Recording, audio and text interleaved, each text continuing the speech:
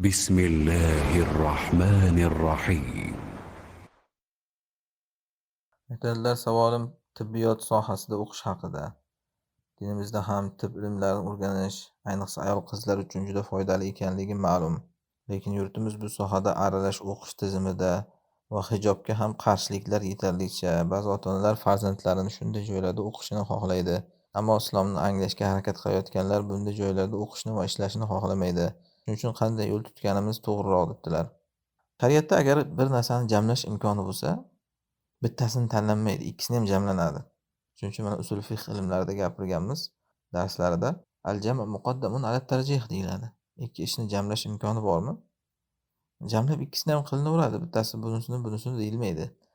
Ya'ni bu masalada buni aytishimdan maqsad, masalan, o'sha tabobatda o'qishni va shar'iy qonun qoidalarga rioya qilishni jamlab bo'lsa olamga Guliston ikkisini ham qilinadi. Ya'ni masalan arab diyorlarida o'g'il qizlar alohida qizlar niqobda ham o'qiveradi, hech kim hech narsa demaydi. Ana shunaqa bo'lsa, yaxshi o'qish kerak. Albatta, shariat bunga targ'ib qiladi. Hamma sohada mutaxassis bo'lish kerak. Valtakum minkum umma, sizlardan bir ummat bo'lsin degan oyatda mana ummat degani shu bir toifa degani, ya'ni hamma sohadan. Endi lekin agar ikkisini jamlash imkoni bo'lmasa bir ishni, keyin iloji yo'q oxirat tarafi ixtiyor qilinadi dunyo tarafidan. Mana masalada ham shunday. Agar shu ham niqobda, ham yigit qiz aralashib bo'lmasdan alohida o'qishni imkoni bo'lmayaptimi tibbiyot boshqada? Bo'ldi, o'qilinmaydi. Ha, endi kimdir aytadi o'zicha ummati g'amini qilib. Ha, senga deydi o'qimasin ayol qizlarda keyin borib xotiningni erkakka ko'rsatasanmi deydi. Nima bizni qizlar o'qimasa bo'ldi, erkaklar o'qiydi deganimi faqat? O'qib yotibdi-ku nechta hijobsizlar ham. Illoki hijobli xotin ko'rish kerakmi hijobli xotinni? Yo'q. Hijobsiz xotin bo'lsa ham xotin-ku baribir, ya'ni o'qib yotibdi-ku. Sizni meni qizim yoki ayolim o'qimasa bo'ldi, endi hech qaysi xotin o'qimayapti degani emas-ku bu. Birinchidan mana shunaqa. O'qiydi baribir xotin-qizlar va o'sha o'qigani o'zi yetadi keyin. Endi ikkinchidan biz shariatda shunaqa qoida bor. Birinchi o'rinda inson o'zini asrash kerak. Men ummatni qutqarishim kerak deb o'zini odam o'tga cho'qqa otishga buyurilmagan. Qu anfusakum va ahlikum naro degan. O'zingizlarni, ahlilarni do'zax o'tdan saqlanglar. Ko'cha chiqib birov saqlanglar avval demagan. Odamlar qiziqda hamma sohada o'zingni bil deyishni biladi-da, illoki mana shunaqa ishlarga kelganda u keyin nafsning ulushi bo'lgan ishlar. Ummatni g'amisiga tushib qoladi keyin. Birinchi o'rinda odam o'zini saqlash kerak, o'zini hijobini yechib, yigit qiz aralashib qolish. Ayniqsa bizdagi jamiyatda. Ma'lum, shunaqangi meditsinada o'qiydigan qizlar, yigitlar aralashib bo'lib qancha bir buzuqliklar bo'lishi. Hammasi shunaqa qilib yuribdi demaymiz, lekin ma'lum, oyda etek bilan yopib bo'lmaydi, ko'p bu narsa. O'shanaqa qilib keyin buzilib ketib, dunyosini ham oxiratini ham vayron qilsinmi? Ummatga kadr yetishtiraman deb. Shunga buyurganmi shariat bizda? Yo'q. Uchinchidan, shunaqa qilib, o'sha ummat g'amini ro'kash qilayotgan odamlar o'ziga bir xolis savol berish kerak.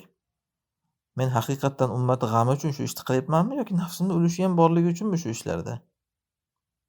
Qarasangiz aksarida nafsni ulushi ham bo'ladi. O'zi ertaga ishlab o'zingga o'zing yetarli pul topasan-da deb odamlarda ba'zi o'sha yomon gumonlar ham bor. Ertaga erga tegsang deydi masalan qizlarga aytadi. Ering tashab ketsa bir narsa bo'lsa o'zing evlab ketasan-da deydi. Yomon gumon qiling mana shu mana. Ya'ni bu aslida ayol kishi ish uchun yaratilmagan, uy uchun yaratilgan. To'rtinchidan, o'qidi ham deylik shunaqa qilib. Ertaga ishladi ham deylik. O'sha ishxona doktorxonasida ham hijobiga qarshilik qilib yotibdi-ku. O'sha doktorxonasida ham keyin oq ko'ylak, oq shimni kiydirib qo'yadi-ku, hijoblik ayolga ham. Endi qanaqa qilib ishlaydi uyda? O'lguncha shunaqa o'tib ketadi endi bu. Chala hijob, chala ibodat, chala namoz qilib, betaqvolik qilib erkak ayol o'sha ishxonalarida ham nima erkak ayol alohidami keyin o'qishni bitirgandan keyin ham. Ya'ni bu muammo o'qishni bitirish bilan tugasa ekanki, mayli debman, 4-5 yil. Yo'q, o'qishni bitirish bilan ham tugamaydi-da baribir. Yana o'sha ishxonalarda o'sha muammo. Doktorlar erkak ayol aralash, yana o'sha muammo hijob muammosi, fitna, fasod doktorxonalarda. 5-dan, qiz bola bu palaxmon toshi deydi. Ya'ni qayerga otsangiz o'shaga tushadi borib, ertaga bu erga tegadi boshqa, baribir dunyoda tog' o'tmaydi. Shuncha qiynalib hijobini yechtirib, erkak ayol aralashtirib, o'qitib, uni keyin ishlamaysan desa nima qilasiz? Ana siz yetishtirgan kadr. Ba'zi erkaklar shunaqa o'tir uyda deydi, yig'ishtir ish pishingni deydi. Bunda nima qilasiz keyin? Shuncha yil shunaqangi bir shar'iy, noshar'iy ishlarga qadam qo'yib Ana shuning uchun bunaqangi bir katta gaplarni qilinmaydi-da, ya'ni kadr kerak bizga boshqa deb bunaqangi yaxshi shar'iy bo'lsa yaxshi deyapman o'qitishga, lekin noshar'iymi, ya'ni shariat qoidalariga javob bermaydimi o'qish, bo'ldi yig'ishtiringlar. Ummatni g'amini qilmang. Ummatni o'zi Alloh taqsim qilib chiqarib qo'yadi. Masalan, sahobalar hayotiga ham qarasangiz, kadrlarni Rasululloh sollallohu alayhi vasallam yetishtirganlarmi? Yoki kadrlarda hidoyatlanishiga sababchi bo'lganlarmi? Ana shu nozik nuqtani ko'pchilik tushunmaydi. Ya'ni Rasululloh masalan hamma sohada bittadan shunaqa kadr yetishtirib chiqarganlarmi? Ha, keyingi bosqichlarda bo'ldi bu, lekin avvalda demoqchiman. Yo'q. Rasululloh o'sha kadrlarda hidoyatlanishiga sabab bo'lganlar. Masalan, Umar ibn Xattob bitta kadr bilan qarang. Ana shuni duo qilganlar, Alloh hidoyat qilsin, islomni shu bilan manfaatlantirsin. Xolid ibn Valid qo'mondon bitta kadr mana. Rasululloh Xolidni yetishtirmaganlar sarkarda qilib. Xolid o'zi sakrata edi, Rasulullohning hidoyatiga sabab bo'lganlar da'vat bilan.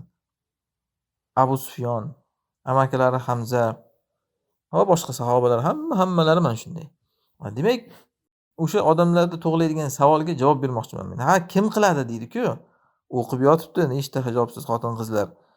Sen Alloh buyurgan ishni qil, fastaqim kama umirt buyurilgandek to'g'ri tur. U sen o'ylayotgan shubha gumon vaqti kelsa bartaraf bo'ladi. Qanaqa qil desang, da'vat bilan. O'sha o'qib bitirgan, meditsinani bitirganmi, boshqa texnologiyani bitirganmi, hammasi o'zi vaqti kelib da'vat bilan Alloh o'zi yetarli kerakli odamlarni hidoyat qiladi shu narsaga. Keyin o'sha bo'shliq to'ladi ya'ni. Allohu a'lam.